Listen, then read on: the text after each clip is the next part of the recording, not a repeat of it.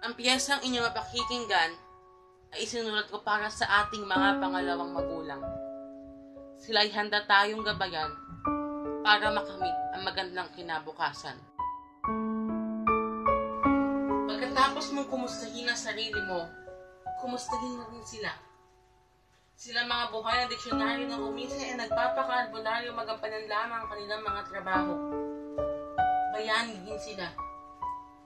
Bayani din sila dahil tulad ni Bonifacio, Rizal at Lapu-Lapu ay mas iniintindi nila ang kapakanan ng ibang tao.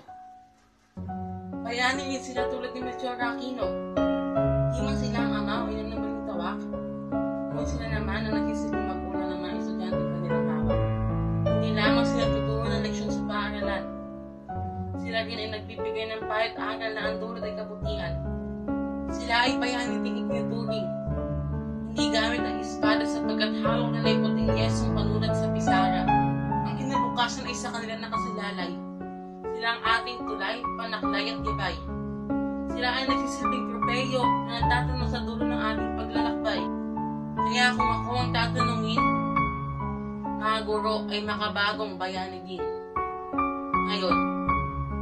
Ngayong may bagong hamon ng daigdig, isa sila sa mga nakatayo sa unang linya at nakatindig. Wala man silang suot na telang sa katawan ay bumabalot. Hindi man sila doktor na sa pasyente ay nagtataguyod. Bayani din sila na dapat ipagmalaki ipagbunyi. Guro, teacher, professor, ma'am at sir. Iba't ibang katawagan ngunit iisa ang kahulugan.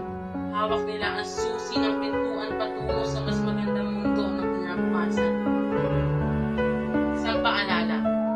Isang paalala ang magtatapos sa akong ito. Hayaan niyo akong banggitin upang marinig niyo. Walang kabataan na pag-asa ng bayan kung walang guro na handa silang gabayan.